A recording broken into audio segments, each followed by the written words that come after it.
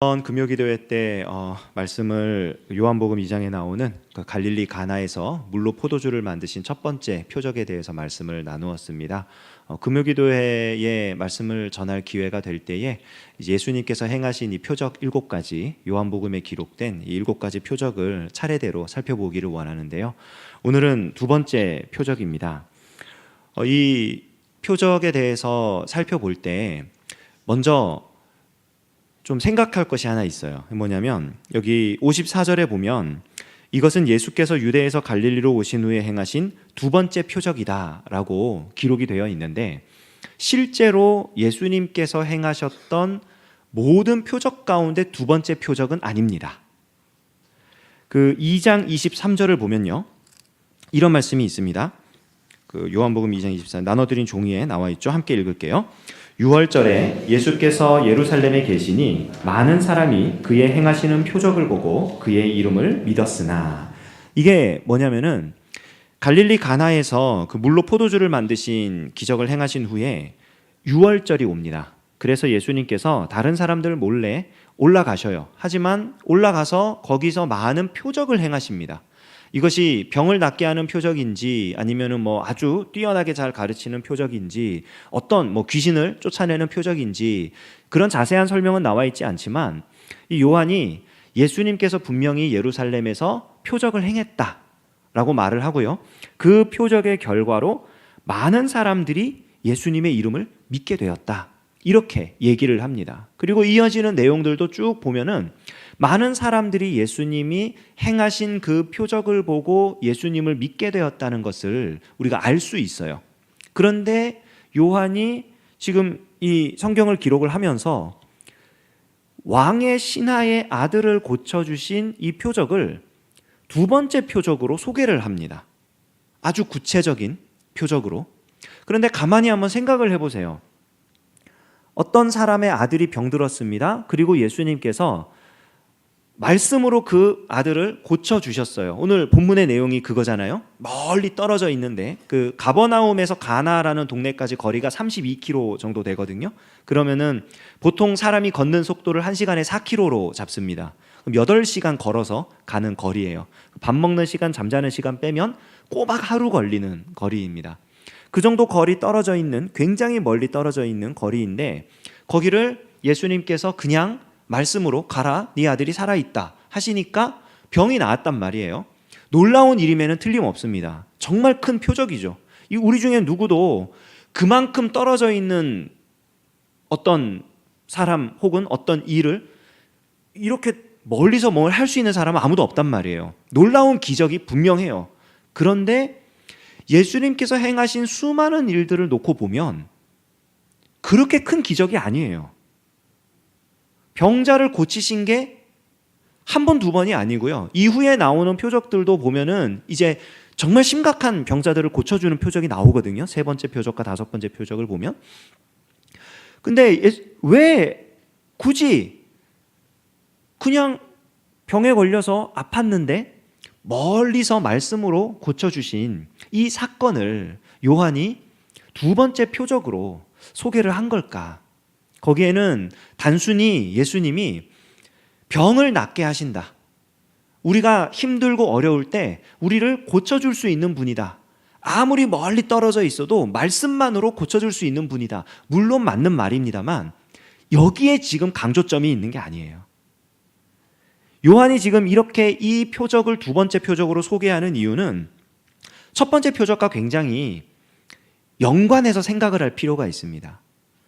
그러니까 이 표적을 행하시고 나서 요한이 마무리를 지으면서 이런 부연 설명을 했잖아요.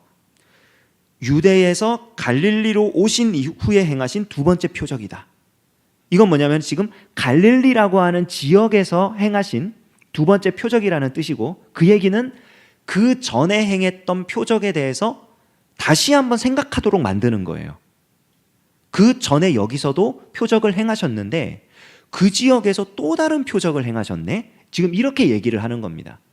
그럼 그 전에 행했던 표적은 뭐였느냐? 아주 간략하게 짧게 요약해서 말씀드리자면 물을 포도주로 바꾸는 거였는데, 그거는 겉으로 보이는 물리적인 내용이었고요. 그 속에 담긴 의미는 뭐였느냐? 유대인들이 깨뜨려버린, 도저히 지킬 수 없는 그 완전히 망가져버린 그 언약을 예수님께서 친히 새롭게 하심으로써 다시 이루어 주시는 거예요. 하나님의 자녀가 될 수 없는 상태에 있는 사람들을 하나님의 자녀가 될 수 있도록 예수님께서 친히 언약을 갱신하는 그 모습을, 이 결혼 언약이 깨어질 위기에서 그것을 다시 이어주시는 장면을 통해서 우리한테 보여주셨단 말이에요.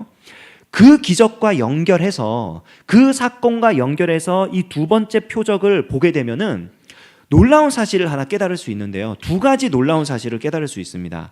첫 번째는 뭐냐면은 이 갈릴리 가나의 혼인잔치에서 있었던 표적 이후에 지금 이 두 번째 왕의 신하의 아들을 고쳐주는 이 표적 사이에 일련의 사건들이 배열이 돼 있어요. 그 사건들이 뭐냐면, 자, 3장 1절 한번 같이 읽겠습니다. 요한복음 3장 1절 시작. 그런데 바리새인 중에 니고데모라 하는 사람이 있으니 유대인의 지도자라. 요한복음 3장에 우리가 아주 잘 아는 얘기가 나와 있습니다. 뭐냐면 니고데모라고 하는 한 바리새인이 밤에 예수님을 찾아와서 어떤 이야기를 하죠. 당신은 하늘에서부터 온 선생님입니다. 이러면서 막 얘기를 했더니 예수님이 거듭남에 대해서 가르쳐 주셔요. 그리고 잘 이해는 못하지만 예수님께서 이 니고데모를 참 사랑하시고 그렇게 대화를 하십니다. 4장으로 넘어가면요, 또 우리가 잘 아는 얘기가 나오는데요. 사마리아의 수가성이라고 하는 동네에 들어가서 그 동네에서도 외면당하고 배척받던 한 여인을 만나 그 여인의 치부를 드러내심과 동시에 그 여인의 그 뭐라 그럴까요? 완전히 좌절되어 있던 그 상황을 회복시켜 주시는, 구원해 주시는 사건이 일어나죠. 그리고 그 사건의 결과로 이 여인이 동네방네 다니면서 전도를 합니다. 요한복음 4장 39절에 이렇게 나와 있습니다. 같이 읽을게요. 여자의 말이 내가 행한 모든 것을 그가 내게 말하였다 증언하므로 그 동네 중에 많은 사마리아인이 예수를 믿는지라. 유대인의 관원이었던 니고데모가 찾아왔습니다. 그리고 4장에 와서는 많은 사마리아 사람들이 예수님을 믿게 되었습니다. 갈릴리 가나의 혼인잔치 혹시 기억하시나요? 이 사람이 굉장히 율법을 잘 지키는 사람이라 그랬었죠. 복이, 축복의 선언이, 좋다라고 하는 선언이 2번이나 들어갔던 셋째 날의 잔치를 열었고요. 그리고 정결하게 하는 돌 항아리를 6개를 갖다 놓고 철저하게 정결 예식을 행했고요. 굉장히 율법을 잘 지키는 아주 유대인 중에 유대인 같은 사람이었습니다. 그리고 요한복음 3장에 유대인의 관원 중 한 사람인 니고데모가 나옵니다. 바리새파 중에 속해 있던 니고데모가 나와요. 그리고 요한복음 4장에 사마리아 사람이 나옵니다. 이거 어디서 많이 들어본 패턴 아닙니까?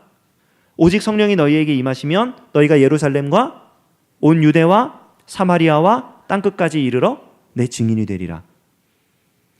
유대인에게서 시작된 복음이었는데 그 유대인이 망가뜨린 언약을 예수님께서 새롭게 해주셨는데 그 유대인 중에서도 니고데모라고 하는 바리새인 중에 한 사람이 찾아왔고요. 그리고 그 이후에 사마리아 사람, 유대인이 배척하고 있었던 구원의 그 공동체에서 벗어났다고 생각했던 사마리아 사람이 나오고요. 그리고 오늘 요한복음 4장 뒷부분에 드디어 누가 나오느냐? 왕의 신하가 나옵니다. 왕의 신하. 여기 이 왕은 당시 이 갈릴리 지역을 다스렸던 그 헤롯 왕, 분봉왕 헤롯이라고 많이 얘기를 합니다. 아주 고위 공무원이고 이 사람이 유대인일 확률은 거의 없어요. 이방인입니다. 유대인에서 사마리아인을 거쳐 이방인에게까지. 지금 예수님이 하시는 일이 점점 지경이 넓어지는 거예요. 이 표적을 요한이 2번째로 던져놓은 첫 번째 이유가 바로 여기에 있습니다. 복음은 대상을 가리지 않아요. 바꿔서 말하면 복음을 받아들이지 않아도 되는 사람은 아무도 없다는 겁니다. 이게 예수님이 이곳에 딱 오셨을 때 갑자기 하신 말씀이 아니에요. 예수님이 이 땅에 오시기 한참 전 선지자를 통해서 이미 말씀해 주셨습니다. 이사야 49장 6절을 보시면요, 같이 읽겠습니다. 그가 이르시되 내가 나의 종이 되어 야곱의 지파들을 일으키며 이스라엘 중에 보전된 자를 돌아오게 할 것은 매우 쉬운 일이라. 내가 또 너를 이방의 빛으로 삼아 나의 구원을 베풀어서 땅 끝까지 이르게 하리라. 여호와의 종에 대한 예언입니다. 예수님께서 이런 일을 이루실 것이다라고 선언한 내용입니다. 원래 하나님의 백성이라고 여겨졌던 유대인만이 아니고 저 멀리 땅 끝까지 이방의 빛이 되어서 많은 민족들을 구원 얻게 할 것이다. 이미 이사야 선지자를 통하여 예언하셨어요. 그보다 더 훨씬 이전에 하나님께서 당신의 택한 백성들을 불러내시는데 애굽에 종살이하던 그 사람들을 불러내실 때도 심지어는 이런 말씀이 있습니다. 출애굽기 19장 6절 같이 읽을게요. 너희가 내게 대하여 제사장 나라가 되며 거룩한 백성이 되리라. 너는 이 말을 이스라엘 자손에게 전할지니라. 제사장 나라가 된다. 이게 무슨 말이냐면 하나님과 사람 사이를 연결해 준다는 거예요. 하나님의 진노를 받아서 심판받고 멸망할 수밖에 없는 사람들을 하나님의 용서를 받고 하나님의 백성이 되도록 하는 그 역할을 내가 너희에게 맡기겠다. 누구한테요? 이제 막 애굽에서 빠져나오는 이스라엘 백성들한테요. 지금 이스라엘 백성들은 국가가 되지도 않았어요. 심지어는 이때는 십계명을 받기도 전입니다. 아직 이스라엘이 이스라엘이라고 하는 정체성을 가지기도 전이에요. 하나님이 그냥 구원해 내신 거예요. 그런데 그 사람들에게 뭐라 그러느냐? 너희의 구원이 너희 안에만 머무르도록 하지 마라 그러시는 겁니다. 구원은, 믿음은, 하나님의 은혜는요, 이런 특징이 있어요. 멈출 수 없습니다. 전파되어야만 합니다. 예전에 어느 교회에서 어떤 젊은 집사님 한 분이 시험에 들었습니다. 교회를 잘 나오기 힘들어요. 나도 꾸벅꾸벅 졸아요. 그래서 목사님이 물어봤어요. 그분한테. 목사님, 집사님 요즘 많이 피곤하신가 봐요. 이러면서 잘 안 돌던 사람이 막 졸고 이러니까 뭔가 시험에 들었구나 생각하고 물어봤더니 그분이 용기를 내서 목사님 제가 솔직하게 얘기해도 돼요? 뭡니까? 목사님 왜 맨날 설교할 때마다 전도하라 그래요? 지난주에도 전도하라 그러고 그 전주에도 전도하라 그러고 그 전주에 전도하라 그러고 계속 그래서 너무 부담돼 갖고 너무 힘들다고 그렇게 얘기를 하는 거예요. 정말 대놓고 전도하라고 설교했을까요? 그랬을 수도 있겠죠. 그런데 원래 복음이 가지고 있는 특징 중 하나가 그거예요. 나만 혼자 가지고 내가 그걸 다 간직한 다음에 내 걸로만 누리는 게 아니라 내가 받은 이 좋은 것을 나눠주는 거예요. 나눠주는 거예요. 제가 어제 처음으로 시장 떡볶이를 먹었습니다. 어제 그저께였나? 예, 시떡이라고 불리는 그 시장 떡볶이를 처음 먹었습니다. 이곳에 이사 온 지 6개월 만에 드디어 먹었습니다. 우리 어떤 교역자 한 분이 제가 이걸 처음 먹는다 그러니까 깜짝 놀라는 거예요. 아니 언제 이사 왔는데 이제서야 그걸 먹냐고. 진작 그거를 먹었어야 된다고. 뭐예요? 이 동네에서 유명한 거예요. 그게 맛있어가지고 그 맛을 못 잊어서 일부러 찾아와서 먹는 사람들도 있대요. 그 좋은 것을, 그 좋은 소식을 인제서야 들었어요. 말이 안 되는 거예요. 이건 너무 좋은 건데, 이건 정말 맛봐야 되는 건데, 여러분 복음이 똑같아요. 아니 그보다 더해요. 정말 이게 좋은 거면요 말해야죠. 이건 진짜 좋은 거니까 나만 가지고 있고 다른 사람은 나쁜 거 가지고. 아니요. 하나님은요 우리한테 받을 자격이 없는데 주셨잖아요. 제가 뒤에 앉아서 우리 집사님 기도하시고 이렇게 있는데 기도하시는 중에 제가 감동을 받았나 봐요. 이렇게 가만히 앉아 있는데 스스로에 대한 이렇게 성찰이, 자아 성찰이 이렇게 되는 거예요. 그러면서 퍼뜩 든 생각이 뭐였냐? 내가 정말 자격이 없는데 이 자리에 설 자격도 없고 예수님을 믿을 자격도 없고 진짜 아무것도 아닌데 예수님 믿고 교회에서 일하고 목사가 되어서 함께 말씀을 증거하고 제게 아니잖아요. 내 실력이 아니잖아요.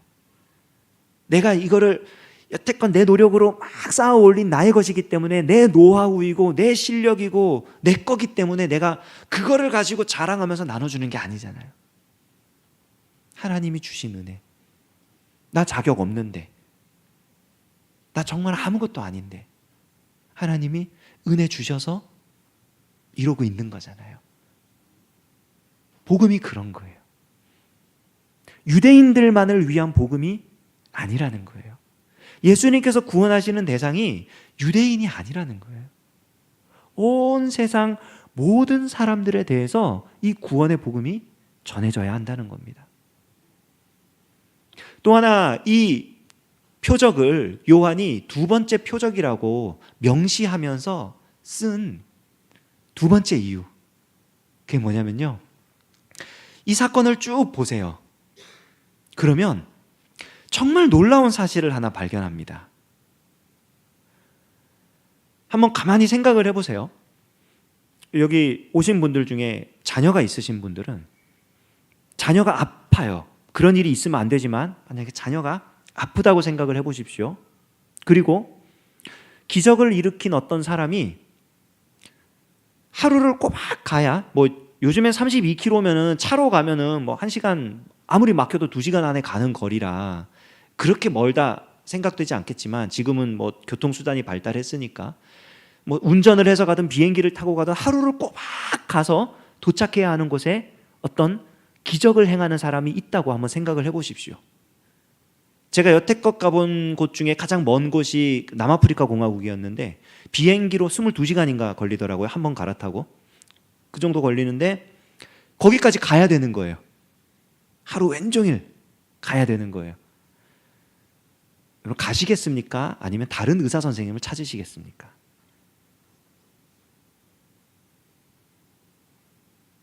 여기 이 사람이 기가 막힌 사람이에요. 자기 아들이 아파요. 열이 나요. 그런데 예수께서 예루살렘에서 많은 표적을 행한 이 선생님이 갈릴리 가나에 오셨다더라. 갈릴리 지역에 계시다더라. 예루살렘까지는 거리가 훨씬 더 머니까, 예루살렘에서 가나까지는 3일 거리입니다. 3일 정도를 걸어와야 돼요. 근데 가버나움에서 가나까지 하루면 가요. 이 사람이 달려온 거예요. 그 하루 거리를. 그리고요, 더 황당한 일은 그 다음에 일어납니다. 와서 우리 아들을 살려주십시오. 제 아들을 살려주십시오. 그랬더니 예수님이 뭐라 그러시느냐? 가라 그래요. 뭔가 액션을 취하면서 하늘을 향해 손을 딱 들고 막 이렇게 흔든다든지, 아니면은 손을 잡고 기도를 해준다든지, 뭔가 어떤 주술적인 어떤 행동들을 이렇게 보여주면 그나마 뭔가 했구나 이런 느낌 들잖아요. 이분이 지금 뭔가 했구나 그러면서 갈 수 있을 것 같은데, 제 아들을 살려주십시오. 가라, 네 아들 살아있어. 이건 너무 황당한 대답이에요. 그런데 더 황당한 건 뭐냐면 이 사람이 가요. 그러니까 그냥 가요. 집에.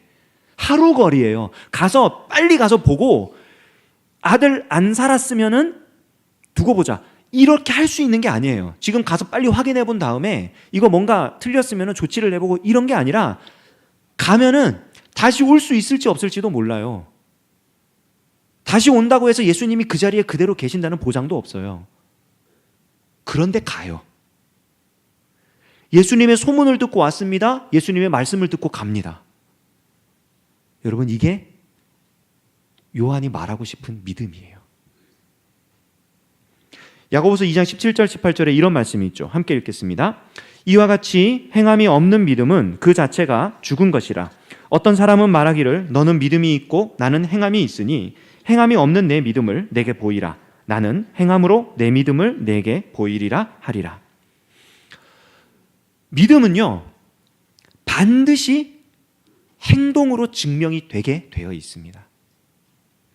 내가 어떤 사실을 굳게 믿으면요, 그 믿음 때문에 움직이게 되어 있어요. 많은 사람들이 진화론과 창조론 두 개를 놓고 어느 것이 옳으냐 막 이렇게 얘기를 하잖아요. 그러면서 진화론은 과학이고 창조론은 과학이 아니다, 이런 식으로 많이 얘기를 하는데요. 틀렸습니다. 진화론도 믿음이고요, 창조론도 믿음이에요. 진화론은 무슨 믿음이냐면은 절대로 하나님이 세상을 창조할 리 없다는 믿음입니다. 진짜예요. 전제가 하나님이 없다라는 전제이기 때문에 모든 것을 그 전제에 맞추어서 맞춰가는 거예요. 창조론은 하나님이 살아계시고 이 세상을 만드셨으며 지금도 세상을 다스리신다는 믿음입니다. 그래서 모든 것을 말씀대로 믿고 가는 거예요. 믿는 대로 움직입니다. 많이들 들어보셨겠지만 옛날 어느 시골 교회에서 기도회를 열었습니다. 비가 하도 안 와가지고 비 좀 내리게 해달라고 기도를 했어요. 교회에 모여서 뜨겁게 기도를 하고 기도회를 마치고 딱 집에 가려니까 비가 막 오는 거예요. 할렐루야. 얼마나 좋아요. 사람들이 아이고 큰일 났다 그러고 이제 비가 오니까. 근데 한 꼬마 아이가 우산을 탁 펴고 가는 거예요. 어른들이 깜짝 놀랍니다. 아이고 야 넌 어떻게 우산을 챙겨왔냐 야 그랬더니 애가 오히려 어리둥절한 얼굴로 반문을 해요. 비 오게 해달라고 기도하러 온 거 아니었어요? 그쵸? 누가 믿음이 있는 겁니까? 그 기도회에서 누구 기도를 하나님이 들으신 겁니까? 믿음은요, 무대뽀가 아니에요. 우리가 많이 헷갈려요. 그냥 믿습니다 하고 밀고 나가면은 그게 믿음, 이건 줄 아는데요. 믿음은 뭐냐면요, 예수님한테 다 맡기고 예수님 말씀하신 거를 그냥 행동으로 따라가는 거예요. 예수님을 인격적으로 믿는 것, 예수님을 온전히 신뢰하는 것, 이게 빠지면 그건 믿음이 아닙니다. 그거는 그냥 무대뽀예요. 예수님이 계시기에, 예수님께 모든 것을 맡겼기 때문에 예수님 말씀대로 하는 게 믿음입니다. 이 믿음의 모양은 사람마다 다를 수 있어요. 왜냐하면 사람과 사람 사이의 관계가 그렇잖아요. 나는 저 사람을 굉장히 인격적으로 신뢰하기 때문에 조용히 저 사람 하는 거를 지켜보고 가만히 그냥 따라가고 이러는 사람도 있고요. 나는 저 사람을 굉장히 신뢰하고 인격적으로 아주 깊은 교제를 나누고 있기 때문에 이래라 저래라 얘기하고 같이 이렇게 막 계획을 하고 끌고 가고 이러는 사람도 있어요. 사람의 성향마다 모양새가 다릅니다. 그러나 그 중심으로 정말 저 사람을 인격적으로 신뢰하느냐 안 하느냐 서로 알죠. 인격적인 관계가 있으면. 예수님을 믿는 믿음이 그래요.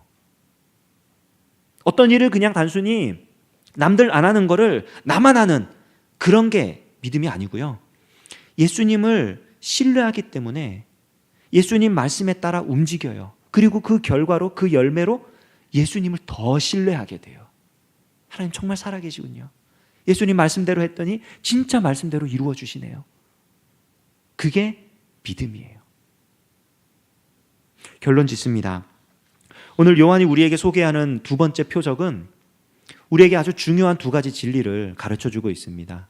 하나는 하나님의 은혜, 구원의 복음은 확장되어 간다는 거예요. 그것이 본성입니다. 전도해라, 전도해라. 교회 교인 수를 늘리기 위한 구호가 아니고요. 복음이 원래 가지고 있는 성격이 전도하는 겁니다. 너무 좋기 때문에 멈춰 있을 수 없는 거예요. 두 번째로 우리에게 요구되는 믿음은요, 움직이는 믿음입니다. 예수님이 저기 계시다? 가는 거예요. 예수님이 말씀하셨다? 하는 거예요. 그리고 그 결과로 예수님과 더 깊은 신뢰 관계를 맺는 것입니다. 이 왕의 신하가 돌아갈 때 자기의 아랫사람을 만나죠. 아드님이 나왔습니다. 이 사람이 퍼뜩 생각이 드는 거예요. 언제 열기가 떨어졌느냐? 제7시였습니다. 로마 시간으로 제7번째 시간은 더하기 6을 하면은 요즘 시계로 바뀝니다. 오후 1시쯤입니다. 예수님이 말씀하신 바로 그 시간이었구나. 그리고 집으로 돌아가 그와 그 온 집이 다 예수를 믿으니라. 예수님을 더욱 올바르게 믿게 되는 거죠.